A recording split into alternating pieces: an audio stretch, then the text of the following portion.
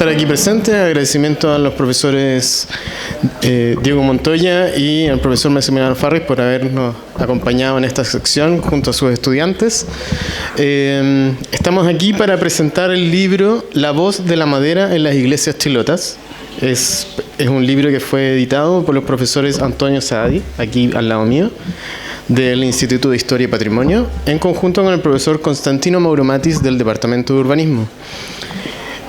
Ellos van a estar presentando hoy día, así que queda en sus manos para que puedan conversar con esta audiencia. Muchas gracias. Muchísimas gracias, Claudio.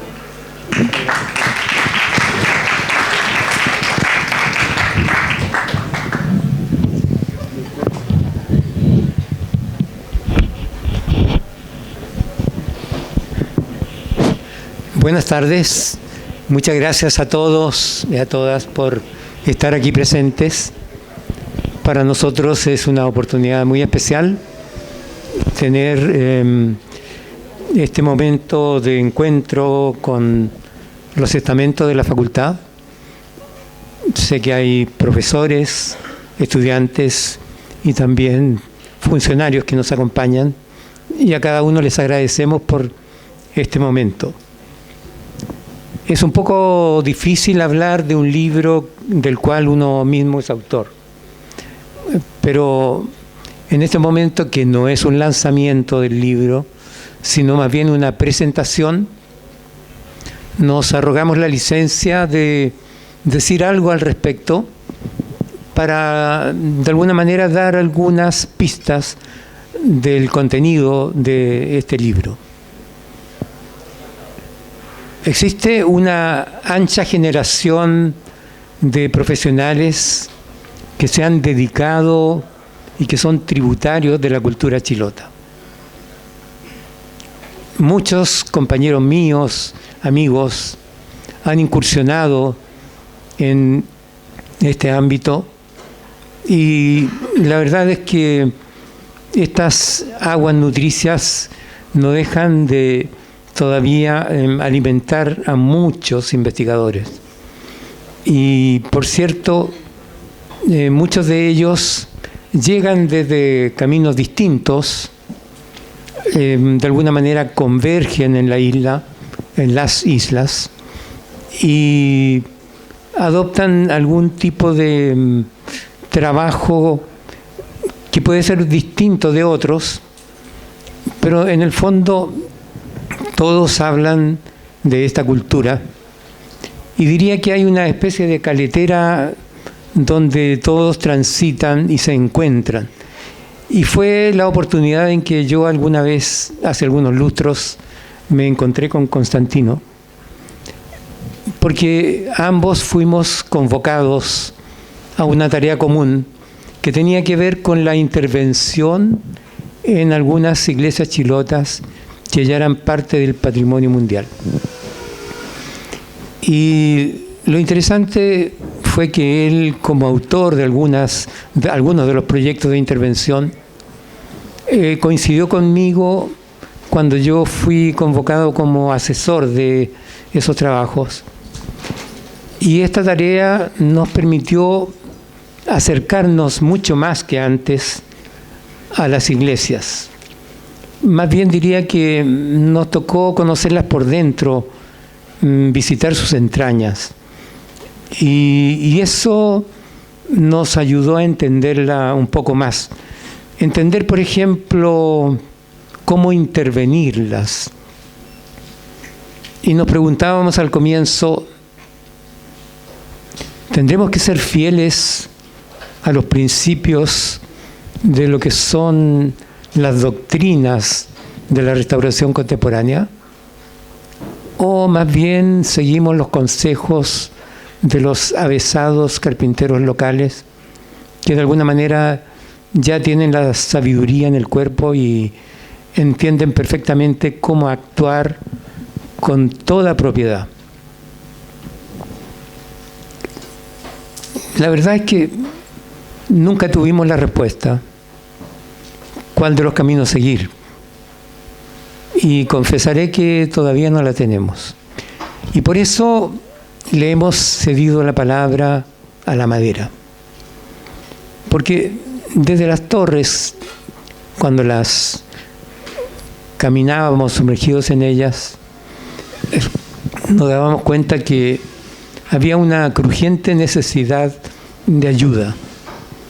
Y esa tenía que provenir o de los profesionales o de los propios carpinteros chilotes, o de ellos en conjunto, mejor aún si había una conjunción de ideas. Y en ese sentido es que nuestro libro, que fue marinado muy lentamente, con paciencia, yo diría que durante unos 8 años, porque unos 2 primeros de concepción de las ideas, luego las estructuras de aquello que iba a contener, y un tiempo también en la forma, aquella manera cómo podríamos nosotros entregarlo y transmitirlo de forma que diera cuenta de este diálogo, de esta manera de trabajar a la limón entre 2 autores con manos distintas, y que valía la pena también eso transmitirlo.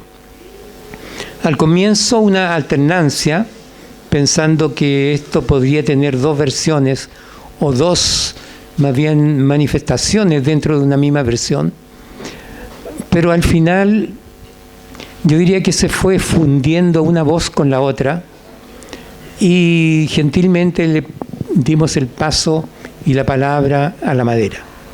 Así que, por favor, no piensen que lo que está escrito ahí lo hicimos nosotros. Dejo con la palabra entonces a mi compañero de trabajo, con quien lo pasé muy bien. Creo que la afinidad académica y humana ayudan mucho al buen resultado. Muchas gracias, Antonio, por tus bonitas palabras y efectivamente fueron largos años, a veces un poquito más tortuosos, pero por sobre todo del disfrute, ¿no? El disfrute de trabajar en un tema tan bonito, tan amplio, tan complejo también, y poder aportar desde distintas miradas, de distintas visiones, enriqueciendo también nuestro propio bagaje con el cual veníamos. Quiero aprovechar también de sumarme a los agradecimientos a los organizadores de la feria, Diego Vallejo, que fue el director de extensión, ahora Alberto Texido, y aquí a Claudio Castro, por sobre todo, que nos dio espacio en muy poco tiempo. La verdad es que nosotros nos enteramos de la feria justamente antes del 1 de mayo, y no queríamos estar ausentes. Todavía recién había llegado el libro desde China, y la verdad es que todavía no tenemos planificado el lanzamiento del libro, pero quisimos de alguna manera aprovechar esta instancia tan bonita acá en la facultad y poder estar presentes, y por eso tenemos ahora este evento, y agradecemos mucho también la presencia de ustedes y ojalá el interés también por este tema. Si puedes pasar, Claudio, a la siguiente. No podríamos sino citar al comienzo la importancia de quienes también intervinieron junto a nosotros en el libro. Está presente el autor de las fotografías, de muchas de ellas, yo diría las más bellas, Carlos Sevia, que hizo un trabajo extraordinario en terreno, también valiéndose de drones y de unos equipos muy completos, actuales, sofisticados, modernos, que nos permitieron conseguir las imágenes más perfectas. Y también a Camila Ríos, quien hizo el diseño con mucho cariño, está presente acá, así que muchas gracias. Y creo que de alguna manera fue satisfaciendo todos nuestros anhelos desde el punto de vista gráfico. Sí, ahí Camila, muchas gracias, me alegra que estás, puedes levantar la mano, ahí está Camila. Bien, bueno, y además contamos también con el prólogo de Sonia Montesino, Premio Nacional de Ciencias Sociales de 2013, que obviamente va a estar esperamos en el lanzamiento oficial del libro. Bien, a ver, este libro tiene que ver más con preguntas que respuestas, como bien dijo el profesor Saadi. Y las preguntas que surgieron tienen que ver con la realidad que vemos en Chiloé. Primero, una realidad del Chiloé tradicional, del Chiloé profundo, quizás la realidad más visible, desde el imaginario que representa Chiloé, una realidad de unas comunidades muy afiatadas, comunidades muy arraigadas en su territorio, en su maritorio, comunidades con una fuerte creencia, con la fe muy marcada en todas sus acciones. Una comunidad de autoabastecimiento con una riqueza geográfica que les provee también para todas sus necesidades, requerimientos y anhelos esenciales. Pero, pásate a la siguiente. Pero este Chiloé es el que plantea quizás el dilema más interesante para nosotros y quizás el aporte más original que pudimos hacer también, es plantearnos las preguntas y plantear las distintas dimensiones y escalas que están presentes en el Chiloé de las transformaciones, que tiene que ver también con las transformaciones que estamos viviendo como país, como planeta, pero que en Chiloé se manifiesta de una manera muy dramática, como se puede ver en esta foto precisamente de Carlos Hevia, desde un dron. Se ve ahí el Chiloé remoto, un pequeño villorrio en las costas del mar interior de Chiloé, con un grano muy fino, a una escala muy personal, un tejido social muy sensible, donde primó siempre el autoabastecimiento, el trato entre las personas, el trato individual.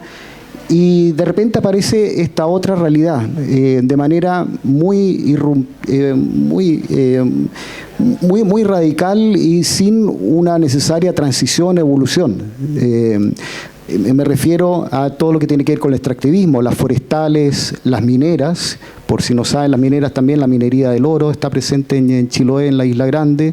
Las forestales están llegando con fuerza. Y todo lo que tiene que ver con la industria acuícola, la industria de los choritos industriales y las salmoneras, recordando que Chile es el segundo exportador mundial de salmones. Por tanto, en esa foto vemos ese choque más bien, o coexistencia distópica, entre dos escalas absolutamente opuestas.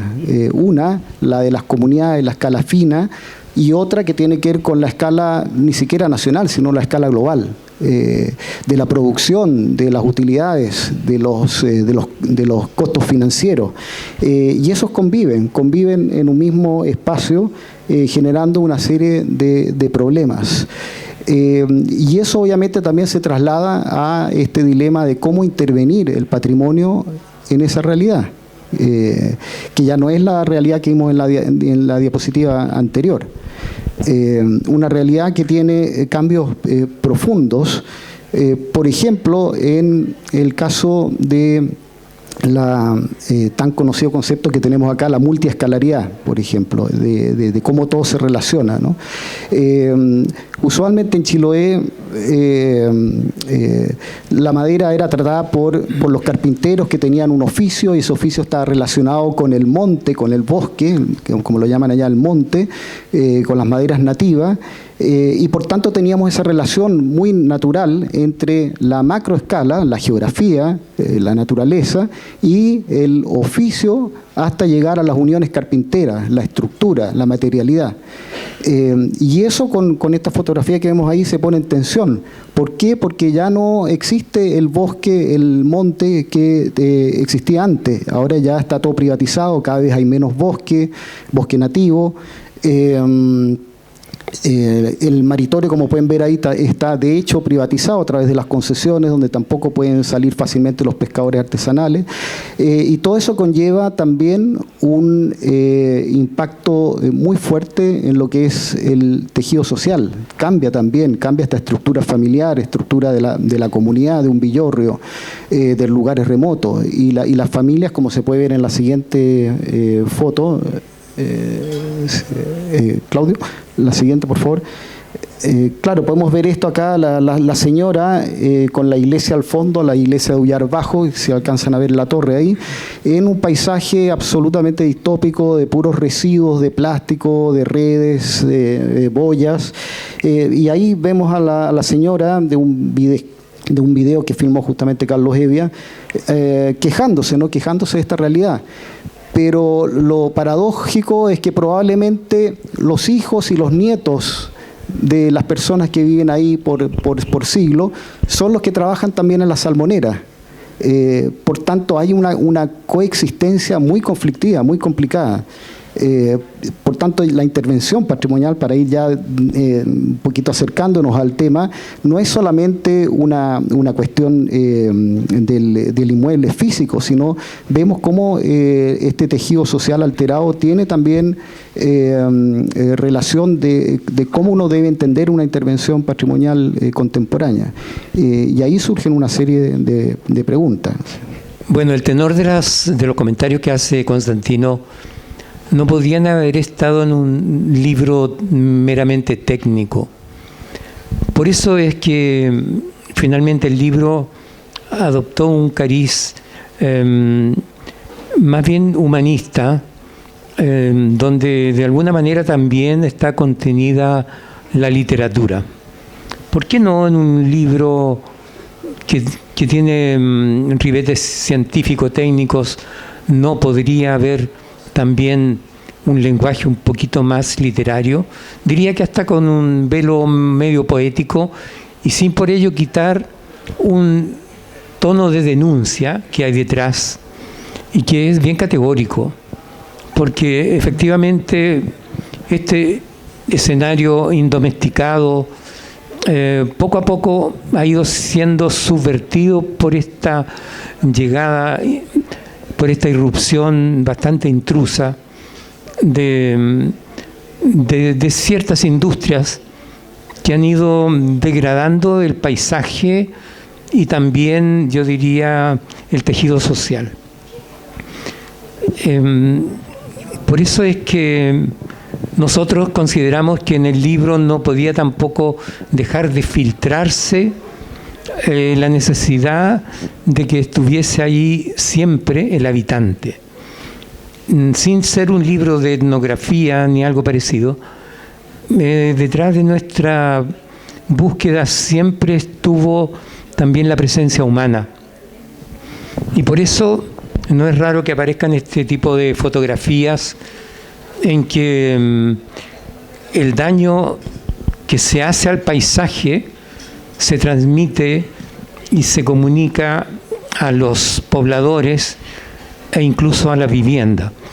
Ahora, nosotros, claro, tenemos como propósito de estudio las iglesias. Y por eso es que diría que escudriñamos en el archipiélago no solamente aquellas que han sido ya consagradas y que de alguna manera han sido valorizadas universalmente.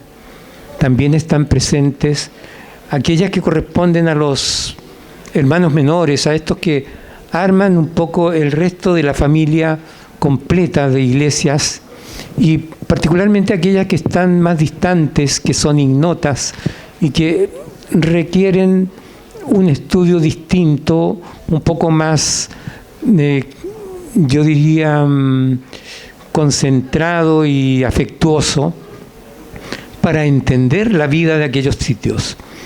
Efectivamente, nos tocó la oportunidad de conocer muy de cerca y en terreno varios de esos sitios, y particularmente las iglesias. A partir de ellas entonces nacieron las preguntas y algunas de las respuestas que hemos intentado satisfacer.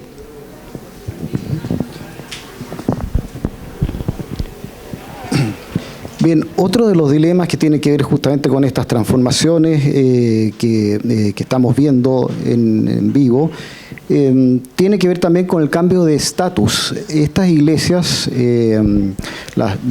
parte, digamos, de las iglesias, de la familia de iglesias chilotas de madera, las iglesias tradicionales de madera, son parte de la Iglesia Católica, pero esencialmente son parte de la comunidad. Estas son pequeños villorrios, la mayoría de los lugares que acogen estos templos son villorrios más bien remotos, apartados de los circuitos principales, y por tanto la comunidad es la que se hace cargo de estos templos.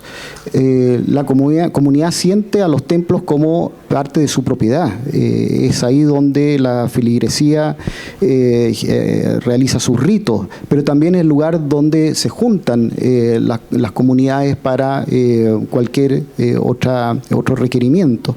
Por tanto, son iglesias que durante generaciones fueron construidas, fueron restauradas, fueron reconstruidas por las mismas comunidades. Con muchas iglesias que se han ido perdiendo también el tiempo, se han quemado, se han derruido y con esa pérdida de la memoria.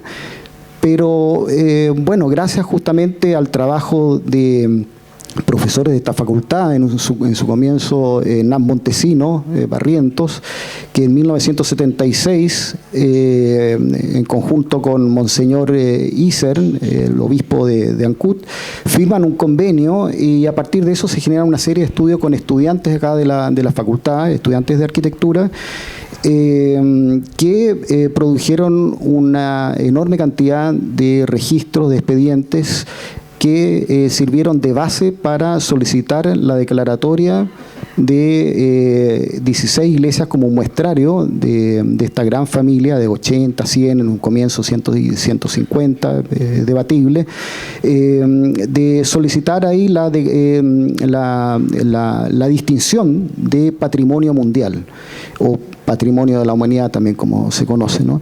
Y efectivamente eso sucedió en el año 2000, y se incluían otras dos en enero del 2001, como segundo sitio de patrimonio mundial de Chile, después de Rapa Nui, si mal no recuerdo, sí.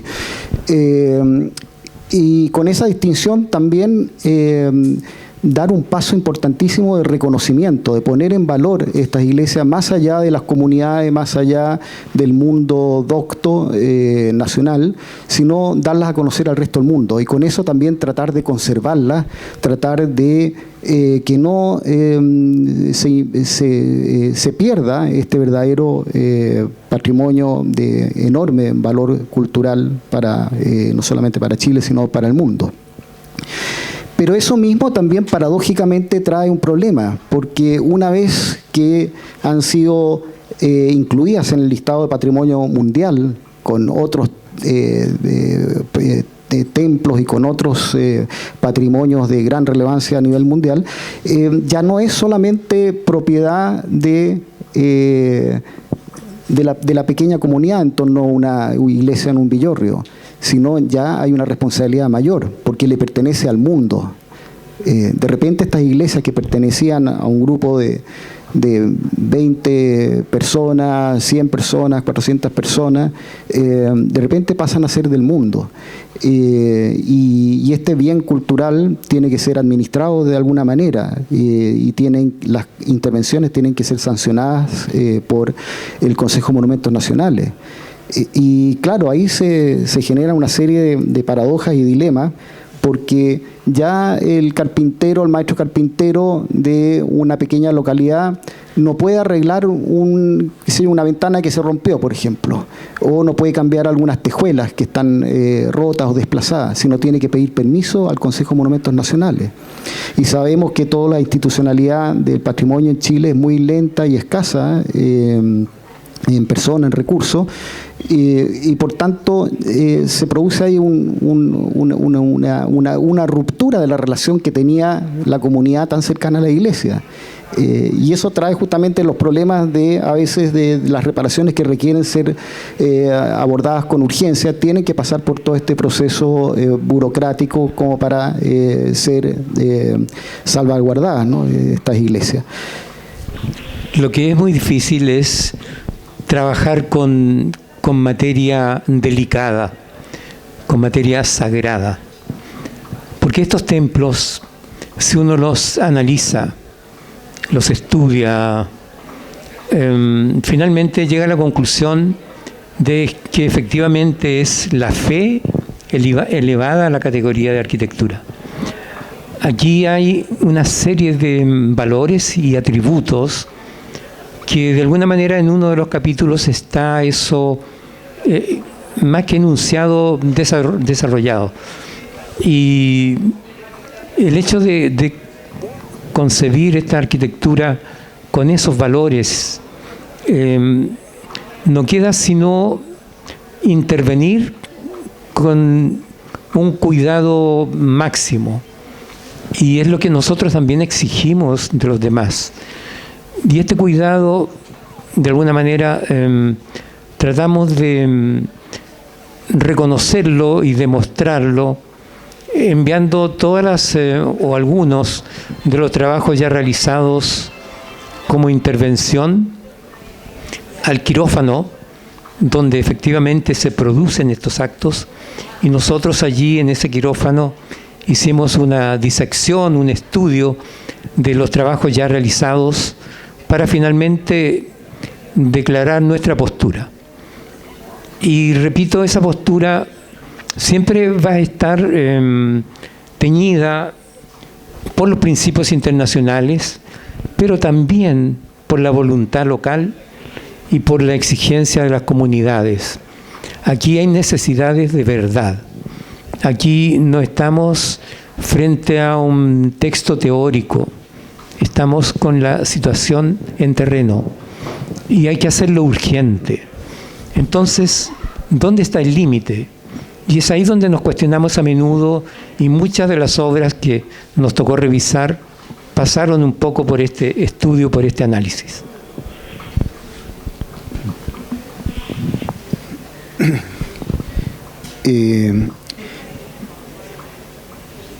Bien, pasemos a la siguiente. Bueno, en este caso, bueno, se puede ver ese micrograno, ¿no?, que es tan importante de considerar. Bueno, otro de los dilemas es también que quisimos desvelar es qué es lo que pasa dentro del lado oculto de las iglesias, ¿no?, que también es otra cosa que muestra el libro en un amplio capítulo. Para entender también que ese dilema tiene que ver no solamente con todo lo externo a lo cual nos referimos recién, sino con la materialidad, con la madera, un material vivo, un material complejo, que no siempre se ve, porque por un lado uno tiene la espacialidad, como en esa foto a la izquierda, una espacialidad de lo que es el envoltorio que acoge a los feligreses, a los visitantes, pero justamente arriba vemos la estructura, que es la que sostiene esa envolvente. Y ahí hay un mundo oculto que es enormemente interesante de estudiar y necesario de entender para saber cómo poder intervenir. Y ahí están las cartas internacionales, pero también por sobre todo está el conocimiento de los maestros carpinteros, que conocen las maderas, conocen los tipos de madera, saben cómo intervenir en ellas, etcétera. Una vez que se hace el levantamiento muy acucioso, es necesario definir, detectar qué es lo nuevo, qué es lo antiguo, qué es lo que se ha cambiado, qué se ha removido. Y si uno mira una imagen como esta, se dará cuenta que ninguna tabla es coetánea, ninguna es contemporánea de la otra. Aquí hay cambios que se han sucedido en el tiempo, y uno podría terminar pensando que una torre como esta termina siendo sustituida enteramente. Todas las piezas. Entonces llegamos a un punto en que nosotros nos podríamos preguntar si esta torre es o no auténtica. Y claro, llegamos a la conclusión de que no importan las piezas, lo que importa es el sistema, es la manera de unir las piezas y la concepción que se tiene de ello. Un poco lo que pasa con la paradoja de Teseo. ¿Quién conoce la paradoja de Teseo? Por favor. Está el barco de Teseo, que no me acuerdo si fue una excursión, y la paradoja es que para mantener como el monumento del barco tenemos que hacerle mantención, etc. Pero al final va a empezar a perder la capacidad de... Al final esa pieza de madera no viajó con Teseo. Entonces no sabemos si es mejor hacer uno nuevo, que sea igual, que va a ser totalmente falso, o ir reconstruyéndolo, que al final también va a convertir el barco auténtico en falso. Yo me la sé parecida, pero no igual. Bueno, Teseo venía de Creta después de haber luchado contra el Minotauro y lo derrotó. Y venía en su embarcación, y cuando ya había emprendido la marcha, apareció una tormenta procelosa, el mar, y toda una gran tempestad que fue poco a poco destruyendo su embarcación, y fue necesario ir reponiendo cada una de las piezas. Tanto fue así que al final no quedó ninguna de las originales, y la embarcación de Teseo era totalmente distinta cuando llegó. Entonces viene la pregunta: ¿esa embarcación de Teseo es auténtica o no? Bueno, esa pregunta nunca la respondimos, y por eso es que se la entregamos a la voz de la madera.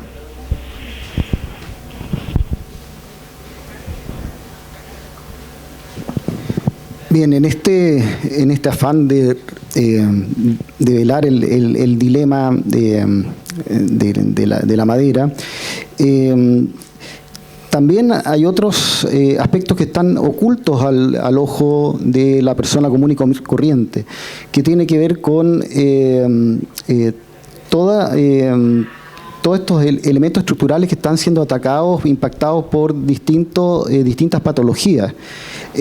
Por ejemplo, en la foto de la izquierda vemos una columna de la iglesia de Quinchao que por fuera parecía perfectamente sólida, ¿no? A través de unas tapas, ¿no? Unas tablas que se encontraban en relativamente buena condición, y sin embargo, al destapar esas tapas que no tenían ninguna función, ninguna responsabilidad estructural, nos encontramos con un pilar de madera de coihue, si mal no recuerdo, o ciprés, puede ser. Totalmente atacado por los xilófagos, que son los insectos que comen madera, quedando en un estado absolutamente debilitado y sin ninguna condición de soportar las exigencias de una estructura tan pesada como es toda la techumbre de una nave de la iglesia. Lo mismo, por ejemplo, también si uno analiza, si uno empieza a escudriñar en las estructuras internas de la techumbre, se encuentra con toda clase de ataques de xilófago, putrefacción y una serie de otras patologías que hacen urgente el intervenir para poder conservar esta iglesia. Y ahí vuelvo a lo que dije anteriormente, la paradoja o el dilema que se produce justamente cuando pasa de esta condición netamente local a un reconocimiento internacional, donde tiene que pasar por distintas instancias burocráticas para poder proceder de manera responsable en una intervención patrimonial de este tipo. Pero eso justamente topa muchas veces con la urgencia que tiene la necesidad de generar ahí una restauración, un cambio de alguna pieza, el reforzamiento de alguna pieza o la reconstrucción también a veces de una sección de la torre o de la nave que requiere una intervención urgente. Esos son algunas de los dilemas que justamente estuvimos viendo que que surgen siempre en la discusión, ¿no? Lo que en algún momento fue algo fácil fue reparar un daño que tenía la iglesia o reconstruir una iglesia o simplemente dejar que se caiga y construir otra al lado, se transforma en un dilema para los especialistas. Y eso no siempre va en consonancia con las realidades locales. Y ahí se generan estos choques de las distintas escalas, de las distintas dimensiones de una intervención. ¿Por qué este esfuerzo de reconocer las iglesias? ¿Por qué este esfuerzo de repararlas, de reconstituirlas? Un arquitecto mexicano, José Villagrán García, decía que la historia se sostiene en 3 grandes pilares. El primero de ellos, la transmisión oral. Y eso que cada pueblo va transmitiendo su conocimiento de una generación a otra y que llega hasta el final. El momento de la escritura constituye el segundo pilar, donde ya hay registro y donde disminuyen las conjeturas por cuanto ya están las cosas establecidas y hay una manera de llegar a ellas concretamente. Pero el tercer satisfactor o pilar de esta historia es el que él denomina la restauración. Significa eso que para que la historia efectivamente siga viva y la podamos reconocer, debe ser a través de los monumentos, de los edificios, de aquellas piezas arquitectónicas que nos permitan reconstituir el pasado mediante las 3 dimensiones y a través de ellas leer qué hicieron las generaciones antiguas. El que existan las iglesias en buen estado, que las podamos ver, reconocer, admirar, es ni más ni menos que viajar al pasado con ese predicamento. Ver en esas piezas arquitectónicas lo que nuestras sociedades vivieron en un tiempo anterior. De manera que nuestro papel en este libro no es otro que el de difundir los valores de toda esta cultura y expresada fundamentalmente en las iglesias, y no solo en las grandes, no solo en aquellas mayores, sino también aquella, como decía, comunidad menor que está muchas veces esparcida en las islas del archipiélago y que merecen también el reconocimiento, el conocimiento y sobre todo el cuidado y la revitalización que merecen.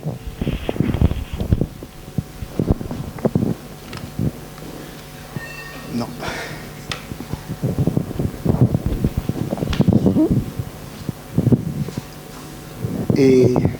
Pásate lo siguiente. Bueno, acá vemos algunas imágenes un poquito aleatorias de las distintas patologías con las cuales uno se encuentra, no tanto al interior, el tema de la lluvia, cómo va permeando, vuelve atrás por favor, como también el tema del terreno, los asentamientos diferenciales que se producen producto de la inestabilidad del terreno. Son todas situaciones que requieren ser abordadas con cierta urgencia y que no siempre van acorde con los tiempos del ingreso del financiamiento o de los permisos necesarios. La siguiente imagen quizás es también interesante de comentar ya luego para ir finalizando. La siguiente, sí. Claro, lo que pasa es que el patrimonio, como ya se dijo en un comienzo, es difícil de conservar en Chile. O sea, siempre hay poco financiamiento, hay escasos recursos humanos, pocos profesionales, y por tanto en localidades remotas, como en el caso de Chiloé, se dificulta todo ese proceso. Los tiempos no están acordes muchas veces con la urgencia. Y como sucedió también en un principio en prácticamente la mitad de las iglesias patrimonio mundial, es que los recursos llegaron de manera fragmentada. Llegaron recursos, por ejemplo, para para intervenir la torre fachada de una iglesia, que es el caso de varias iglesias, la iglesia de Vilupulli, la iglesia de Ichuac, San Juan, Tenaún. Todas esas fueron intervenidas primero en lo que era más urgente en ese momento. La torre fachada, que por su esbeltez y por su estructura compleja estaban sujetas a riesgos por los vientos, eventuales terremotos, y por tanto llegaron esas platas con esa necesidad de cubrir esa urgencia. Por tanto, también ahí se produce otra dificultad también en la intervención patrimonial, es cómo poder utilizar de manera lo más eficaz y eficiente esos recursos que llegan una vez cada cierto tiempo y cómo hacerlos dialogar también con lo existente. En este caso, por ejemplo, vemos muy claramente cómo la necesidad de cambiar los revestimientos de la torre fachada y el primer módulo, en este caso la iglesia de Ichuac, si mal no recuerdo, hacía que no se podía cambiar todo el revestimiento, en este caso el tinglado o las tejuelas, por ejemplo, de alerce, y por tanto había que producir en algún momento un corte, y ese corte hay que hacerlo de una manera también respetuosa. En esta fotografía se ven cómo se produce a través de este endentado, ¿no?, entre lo nuevo y lo antiguo, que después, con un tiempo, si en la siguiente imagen se puede ver, se encarga la pátina al tiempo, se encarga justamente de mimetizarlo y ocultar esa dificultad que uno tiene en un comienzo. En la siguiente imagen también se puede ver cómo se cambiaron los revestimientos que estaban en muy mal estado en la torre, y parte también de la cubierta, que después, en estas dos secuencias de fotos, después de 9 meses, prácticamente se mimetiza con la madera antigua. Entonces esas son cosas que hay que también entender, que la madera es un material que va mutando en el tiempo, con el clima, con los rayos ultravioleta, etc.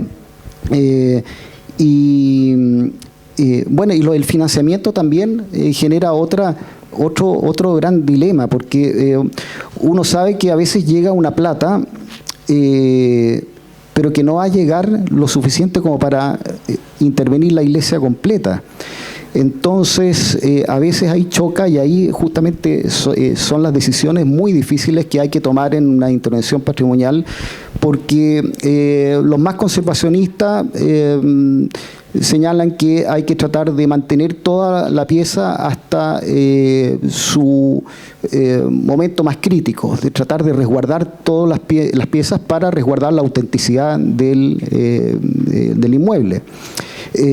Pero por otro lado también sabemos, los que vivimos en esta realidad, y sabemos lo que pasa también en Chiloé, que muchas veces llegan esos recursos, y para que lleguen las siguientes platas para poder continuar con la restauración pueden pasar 10 años o pueden pasar 15 años, como pasó con esta iglesia de Ichuac, por ejemplo, que se intervino la torre fachada, pero la nave quedó en una condición pésima hasta hace poco, que fue recientemente intervenida, después de más de 10 años, casi 15 años,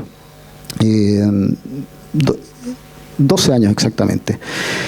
Por tanto, claro, uno tiene que enfrentarse a esos dilemas. Se hace todo lo posible con los dineros que llegan en un momento para resguardar la integridad de esa estructura, o se es más conservacionista y se trata de resguardar lo máximo posible, pero con el riesgo de que después puede sufrir mayores daños el edificio. Entonces, claro, ahí nuevamente tenemos ese dilema que hablamos en un principio, ¿no?, de las distintas realidades, de una realidad netamente local, donde los maestros carpinteros, donde la comunidad, a través de la minga, el trabajo solidario, se encargan de abordar esa realidad, frente a una situación distinta, donde ya este bien cultural es propiedad de toda la humanidad, y por tanto hay una responsabilidad también de la humanidad de conservar, y no es cosa simplemente dejar que se caiga y construir otra iglesia al lado, o tomar los resguardos para evitar, por ejemplo, un incendio, etcétera. Entonces son situaciones complejas, porque se pueden entender los dos extremos, pero hay que buscar maneras de poder negociar frente a ese dilema. Bueno, finalmente creo que es bueno decir que esta ha sido una muy hermosa aventura donde hemos tratado de representar lo mejor posible esta realidad chilota, centrándonos un poco en el material. Y por eso es que aparece tanto en su expresión un poquito más vasta, en su expresión más ruda, como en aquella otra más elaborada, desde las grandes piezas estructurales hasta la imaginería y los elementos ornamentales de las iglesias. Creo que la propia portada del libro habla un poco de esa versatilidad de la madera que pretendemos nosotros de alguna manera mostrar a través de la extensión del texto. Y podría decir finalmente que para nosotros ha sido una experiencia tremendamente interesante, valiosa, y particularmente en mi caso por la posibilidad de trabajar con Constantino. Bueno, muchas gracias, Antonio, y también por mi parte, para finalizar, también la verdad es que ha sido no solamente un placer trabajar con Antonio Saadi, sino me siento distinguido por el hecho de poder haber trabajado y haber editado este libro en conjunto, aprendiendo muchísimo también y la verdad es que, bueno, hemos seguido con otros proyectos también de este tenor y de otros temas también. Bueno, finalmente esta última foto, un poquito para provocar, ¿no? Lo que dijimos en un principio, que al final del libro también nos hacemos esas preguntas, ¿no? ¿Qué viene ahora? ¿Qué pasa con esta transformación que es tan irruptiva y que es tan profunda y que va a generar cambios fundamentales? Quizá aquí me atrevo a hacer un pequeño paréntesis, pues a propósito del puente que está de moda, hoy también salió en la noticia y en los diarios acerca del avance del puente, que va a acelerar también, va a acelerar todos estos procesos y nos va a desafiar también a nosotros de cómo poder manejar, cómo poder negociar entre lo que es la autenticidad de un lugar, la conservación de un valor patrimonial, de un bien cultural, más allá de las iglesias, y cómo poder enfrentarse a esta realidad y a los legítimos anhelos también de los chilotes de poder acceder a la llamada modernidad, pero ojalá no de una manera disruptiva, ¿no? Como por ejemplo podemos verlo acá, en donde no solamente cambia la geografía, donde cambia lo tangible, pero también cambia el tejido social, cambia la manera de cómo se relacionan las personas, cambian los tiempos, se producen distorsiones económicas, como lo que estamos viendo ahora en Chiloé. La tierra ya no es la tierra y el mar, sino son recursos económicos que van afectando fuertemente a las comunidades y por tanto también nos plantean nuevos dilemas en términos disciplinares. Así que nuevamente muchas gracias, Antonio, y gracias a la Dirección de Extensión, Claudio Castro y su equipo, que nos dieron este espacio bien así improvisado, que justo calzamos, así que el libro se encuentra ahí también. No tuvimos tiempo para Pehuen, que es la editorial, para armar un stand, pero ahí generosamente le dieron un espacio en Sacabana para que lo puedan ver. Está a un precio especial, así que... Muchas gracias. Gracias.